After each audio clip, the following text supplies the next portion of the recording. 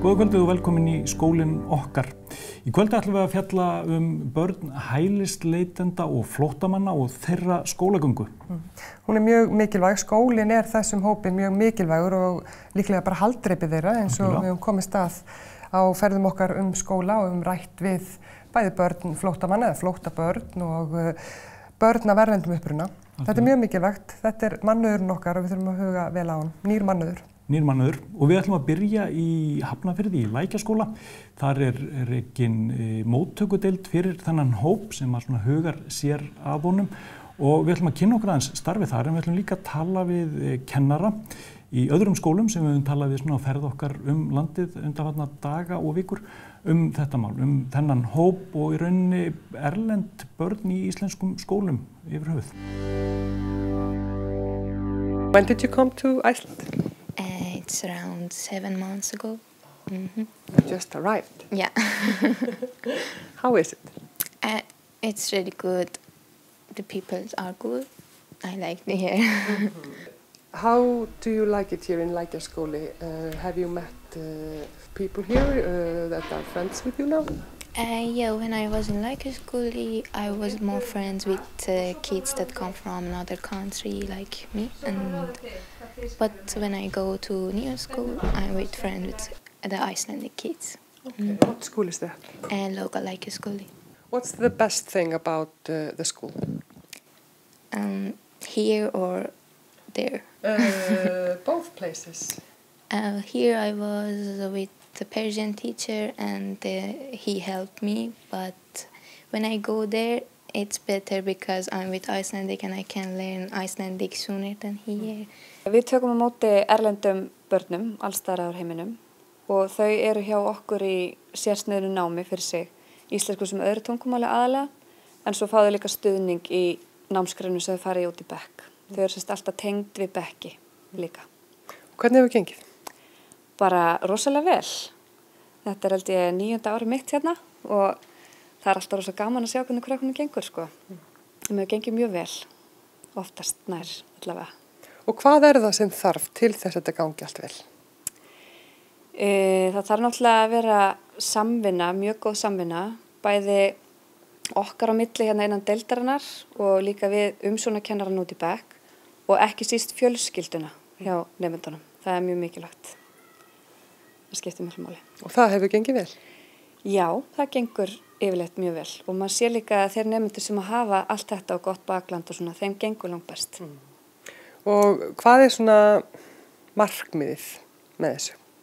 Mér finnst aðal markmiðið vera að þeim líði vel í skólanum og nái tengslum bara við samfélagið, Íslands samfélag og geti bara pluma sig vel á Íslandi.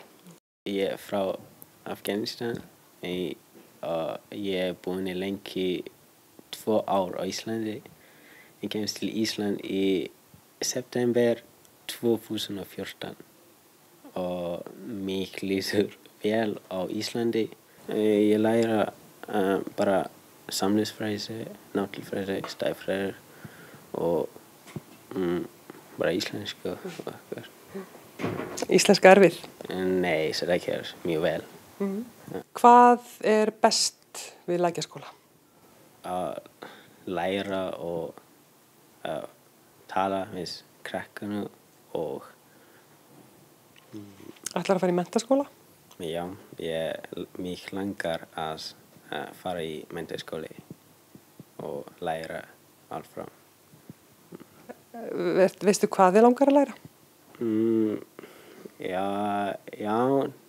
ég vil læra læknir, ég vilja vera læknir. Þegar þið eru að taka á móti börnum hérna kannski fyrsta skipti, þegar þið eru að koma í aðlögun, þá fáið þið aðstoð.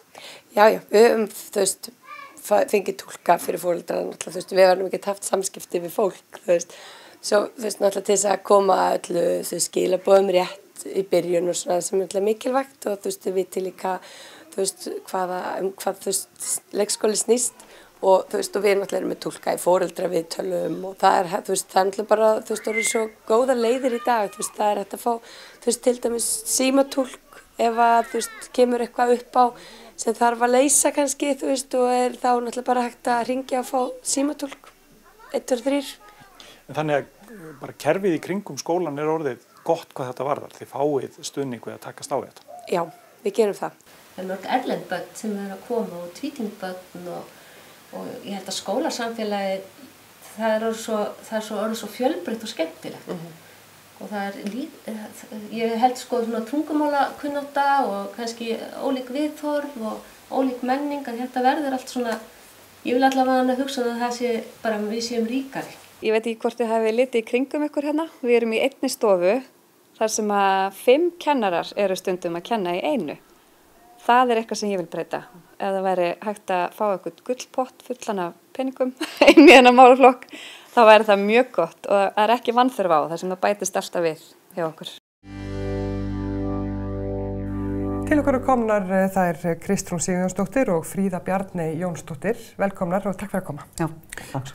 Ef við byrjum á því sem hún Inga Huld sagði hérna í lokin á einslæginu sem vorum að horfa á, með fjármálin, kannski ekki skemmtilegasta byrjunin, en peningaskiptamáli, hvernig staðið fjárhagslega við þetta starf og þennan hóp? Ég held reyndar að fyrir okkur sem vinnum á þessu vettfangi þá finnst okkur aldrei nóg miklu peningalegri, en að mörguleyti hefur verið staðið vel að þessu málaflokki, allavega í mínu sveitarfélagi. En nemendum að fjölga og hópurinn líka að verða breiðari með svona sértækari þarfir. Þannig að það þarf greinilega að leggja aðeins meira í. Fjármagni kannski ekki að aukast til samræmis við fjölgun þeirra sem eru í hópnum? Nei, ekki síðustu ár. Það hefur verið mjög mikil fjölgun núna, það fækkaði eftir kreppu, en núna síðastliðin svona 2-3 ár þá hefur orðið mikil fjölgun og við sjáum það bara með að við ástandi á vinnumarkaði og svona breiðari hópa sem að koma sem þá kvótaflóttamenn og hælisleitendur í auknum mæli að þá þarf að leggja meira fjármagn. Og hvernig því tekið þegar bentir á það? Ég held að því sé ekki tekið illa, en ég meina svona hluti taka bara tíma og það, þú veist, þetta er nýtt verkefni fyrir okkur og við erum kannski, já, tekur tíma bara hreinlega að vinna aðeins áfram. Hvað segir þú þetta, Fríða?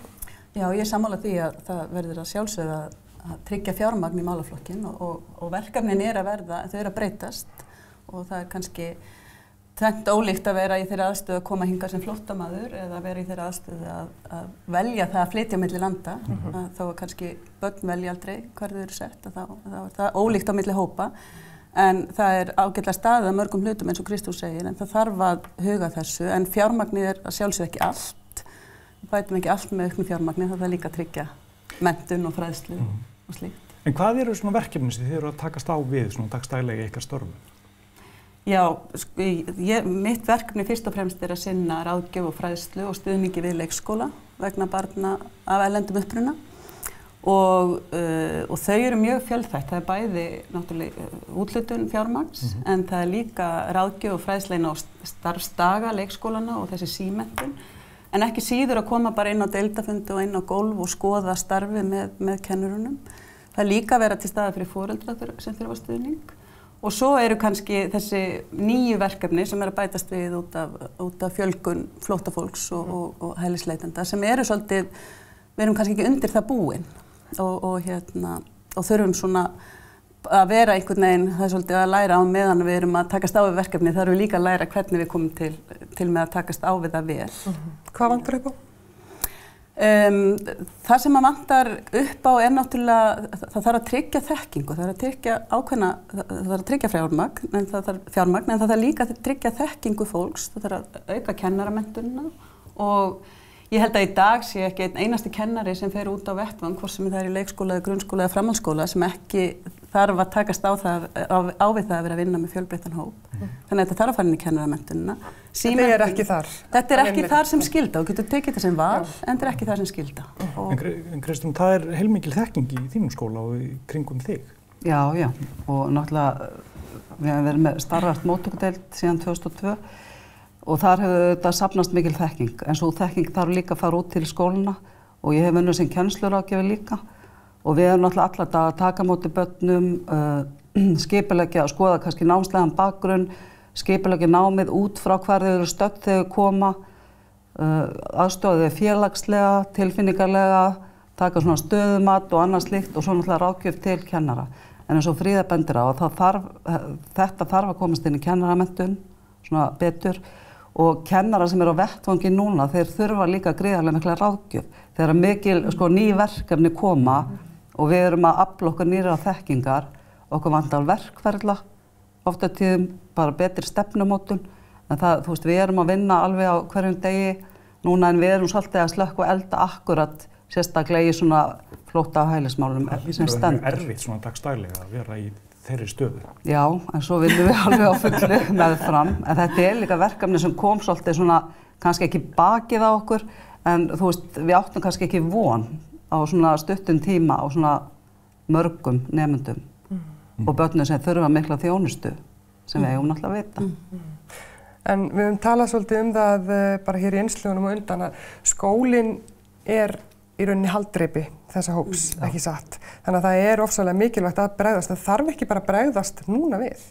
Við erum náttúrulega að bregðast við. Nei, ég meina það sem við höfum talað áðan að það sem þarf að gerast, þú veist, það er kannski búið að, fleira fólk, meira fjármagn, kannski hugsanlega breytt viðhorf eða hvað? Já, þú veist, og það er, eins og ég segi, við erum að vinna í þessu á hverjum einsta degi, svolítið kannski svona aftur fyrir okkur, en við vonandi náum bara tökum á því.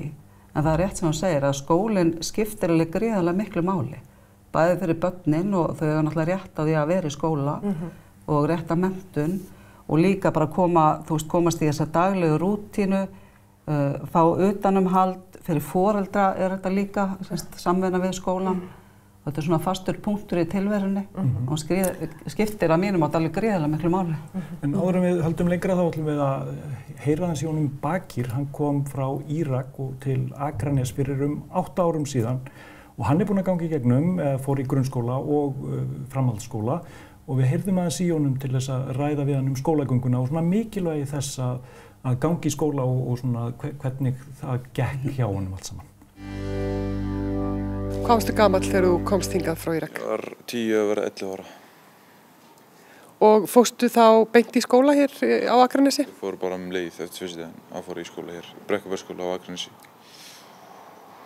Hvernig var fyrsti skóladagur? Það var svolítið skrítinn, við vorum settir allir sem komum hingað vorum settir saman í sama bekk og kom íslensku kennari og reyndi að kunna okkur. Það var svolítið skrítið. Manstu þetta vel? Ekki það vel en ég man eitthvað. Hverju tókst eftir í skólanum fyrst? Hvað var það svona, kannski það skrítnasta sem þér fannst þegar þú komst? Tungumáli aðalega. Það var aðalega tungumáli, sko. Og að skóladaginn hafi verið svona lengi. Í Írak voru þetta bara 8 til 12. Það var 8 til 2, eitthvað svoleiðis.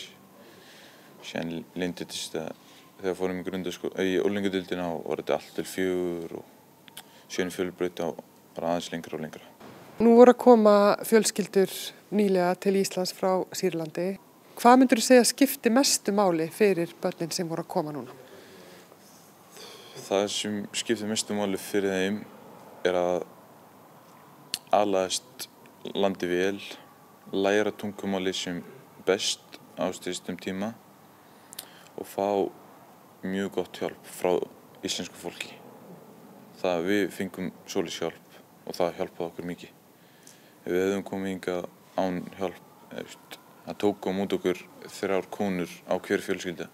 Hver fjölskylda fekk 3 konur og það hjálpaði okkur endalaust.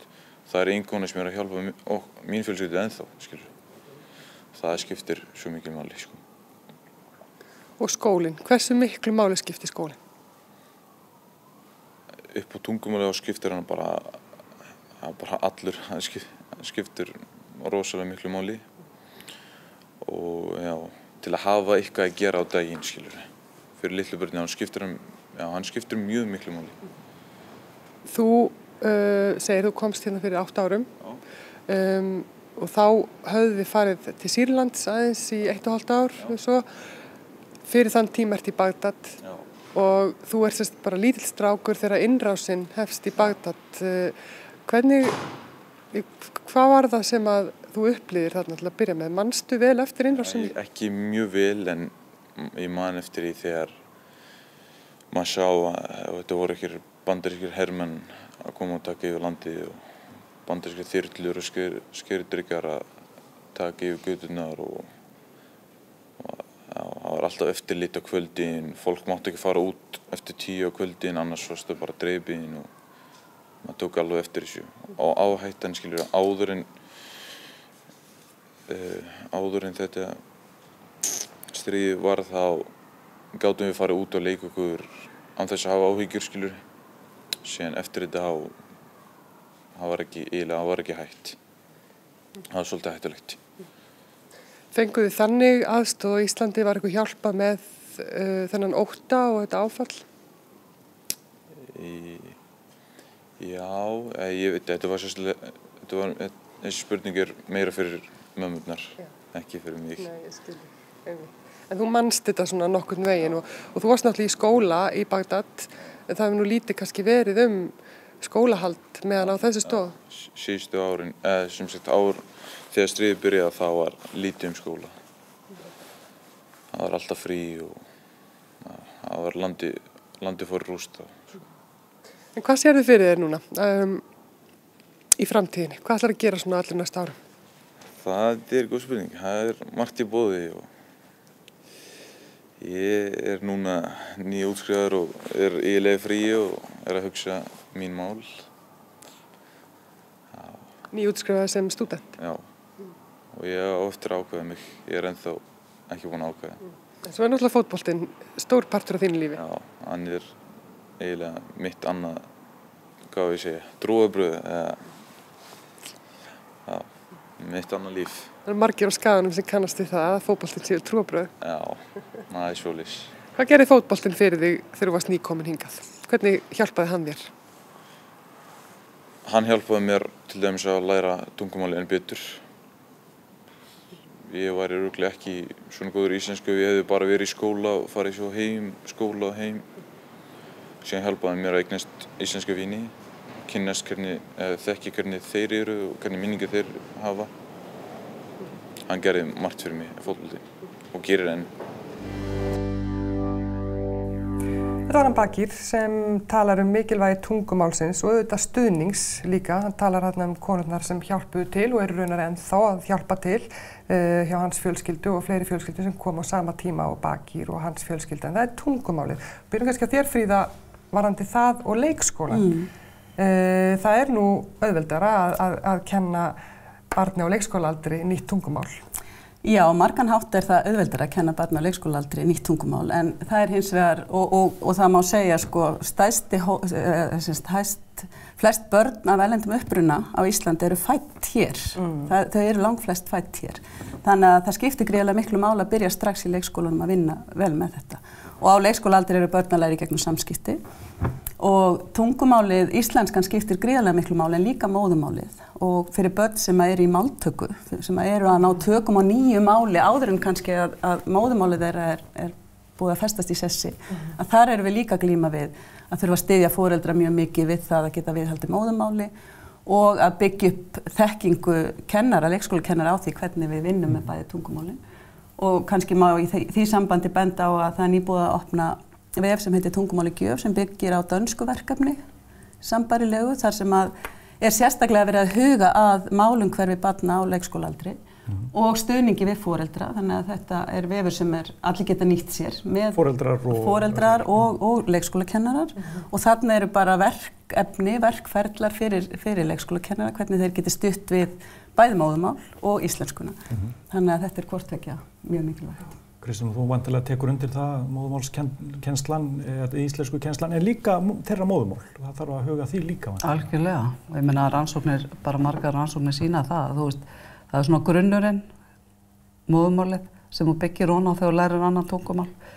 Og það stundum talað að krakka eftir því sem að börnin svona ákveðna mýtur í gangi, eftir því sem að börnin eru yngri því betur gengur þeim að læra íslensku og annað slíkt, en það líka skiptir máli að þessum móðumál skiptir mjög miklu máli í því samhengi og þeim krakkar sem komandi eldri, þeim gengur oft ekkert síður vegna þess að þau hafa þessi hugtök á sínu móðumáli sem þau geta tengt við. Á meðan yngri börnin hafa það kannski ekki nema það sé stutt mjög vel við móðumáli svona samhliða. Og það kannski ef ég grípa aðeins inn í þetta að einmitt þessi mýta að börn sé eins og svampar, þau læri tungumál bara 1, 2, 3 og við einhvern veginn, og þau eru frábærir, krakkar eru frábærir, þau eru mjög fljót að læra nýja hluti, En það að læra þessa dýpri þætti máls eins og akademískan orðaforða og annað slíkt, það tekur lengri tíma, miklu lengri tíma og það þarf stuðning við það alla skólagönguna í rauninni. Það kannski það sem við erum svolítið að horfa á varðandi stuðning, það að vera að tala stuðning kannski, maður heyrir oft, já þau læra þetta svona 1-2 árum, en þá erum við akkurat að tala kannski hennan daglega orðaforða, það geta bara bjarga sér út í samfélaginu, en svo erum við að tala svona hennan milli orðaforða sem hlutlægur og síðan hennan akademiska orðaforða sem að það getur verið 7, 9, 10 ár sem þýðir að við erum ekkert að horfa á stuðningi 1 ár, heldur eins og Fríða segir, stuðningi alla skólagöngur og miklu lengur. Ef við stefnum að því að þau getur bara farið inn í framhaldsskóla og stunda sitt nám þar. En við sjáum það á þessum hópi og þessum við ræddum í, þau stemdu á framhaldsnám og læknanám og annað slíkt. En hvernig farnast þessum hópi bara svona yfir höfuð í skólakerfinu? Hvernig þeirra námsframvinda? Sko það náttúrulega einstaklingsbundið og með við hvaða stuðning þau fá, en við erum samt að horfa að það of mikið brottfall. Ég man ekki alveg töluna. Og framhaldsskólum þá? Allt of mikið brottfall. Það er allt of hátt. Við erum að tala, á tímabil vorum við að tala bara 90% eitthvað slíkt og ég meina mér finnst það bara mjög mikið umhugsunarefni.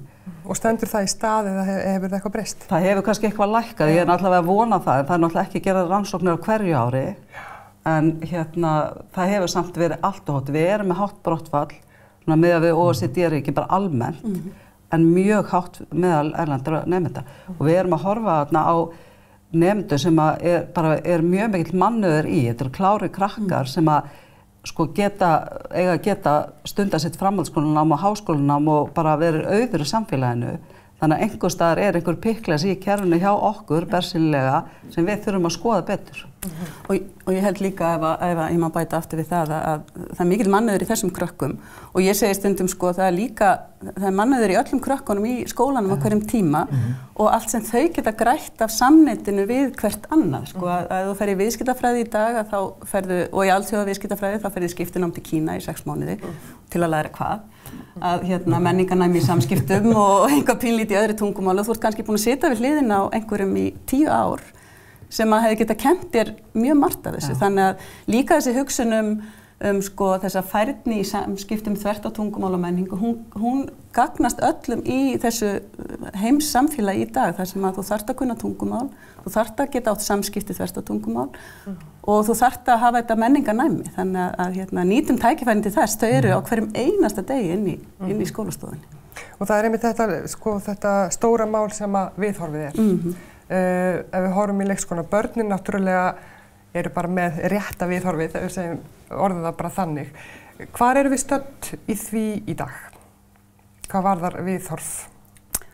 Já sko, eru við farin að bara horfa á þetta flest og þannig bara komið nýr mannauður? Þetta er framtíðarmannauður og tökum því fagnandi auðvitað? Sko ég náttúrulega tengist langmest leikskólanum og ég get algjörlega fullyrt það að á undanförnum árum að þá hefur þetta grundvallar viðhorf til fjölbreytileikans breyst mjög mikið og það er afar ánægilegt að segja frá því að leikskólar sem að taka þetta verkefni góðum tökum að viðhorfið þar er bara dásamlegt og þar eru allir einmitt að græða á þessu samneyti og foreldrar í síauknum mæli að leggja sitt lóð á vogarskálarnar þar líka og það er mjög náttúrulega það er sama hvaða samfélag maður er að tala hvort maður er að tala samfélag leikskólans eða skólans eða stóra samfélagið þegar að þú ferð einhvern veginn að haga samfélaginu þannig að öllum finnst þeir tilheyra, allir upplifa þessi velkomnir í þetta samfélag, þessi þeirra samfélag, að þá ertu búin að ná einhverjum árangri og mér finnst þetta viðhorf virkilega vera orðið mjög jákvætt, og allir tilbúnir. Ert þú að finna þetta sama? Já, það er náttúrulega að breytast. Þetta var kannski, við höfum tiltölulega stutta sögu í raun og veru. Við erum kannski talað bara svona 10, 15, 20 ár. Og mér finnst það mjög mikið breyst viðhorf. Kennarar vita það alveg og skólasamfélagið almennt að það er orðið miklu svona margbreytilegra heldur en það var. Hvort sem það eru innflytjendur eða einhverjir aðrir sem eru að koma sem að fatlaðir eða aðrir hópar sem eru meirinn í bekkjum í dag. En þetta tekur samt allt tíma. Það tekur tíma að breyta svona skólamenningu, stofnanamenningu, það tekur tíma að breyta kennsluháttum og það er náttúrulega mjög erfitt að breyta viðhorfi. Og það sem ég held að þurfi inn í til dæmis skólana, það er þessar bjargir sem að kennarar þurfa og starfsfólk til þess að geta sinnt þessu verkefni þannig að þeir séu sáttir sjálfur. Því ég hef aldrei hitt kennara sem að vill ekki gera bara allt sem að getur en verkefni getur verið alltaf stórt. En ef ég má bara, af því að ég held að þetta tek svo hjartalega undir þetta og bara af því að nú ég nýbúin að vera að funda með leikskólum og reyndar grunnskólum fólki sem að taka á móti þessum nýja hópi kvótaflóttafólks, að maður finnur það að þegar fer inn góð fræðsla og góð umræða fyrir allt skólasamfélagið, þá verða allir miklu tilbúnari. Því að þetta má aldrei hvíla á einhverjum einum kennara eða einum aðila sem ber ábyrgðina, þetta ábyrgð skólasamfélagsins, bæði innan skólans og sveitafélagsins og svo okkar sem Íslendinga, þannig að. En hvað með mannauðinn? Þetta eru kennararnir, eru náttúrulega lykil starfsmenn og lykil stétt í þjónustu við þennan hópvæntanlega og náttúrulega augljóslega í skólunum. Já. Og þú varst að segja okkur áðan hérna að það er náttúrulega erfitt kannski að þeir náttúrulega, það er hreyfing á þeim. Já, það er hreyfing og það er kannski það sem við erum að tala um, þyrftum kannski að strúktúrera svona betur þekkinguna, þú veist, af því að hún er til staðar en hún kemur og fer með fólki. Já. Þannig að kennara sem eru kannski búin að þjálfa sig upp í og orðnir mjög góðir í að taka á móti nemendum og að vita alveg hvað allt námsefni er og allt slíkt, að þeir færa sig á milli staða og það kannski verður ekki þekkingin eftir.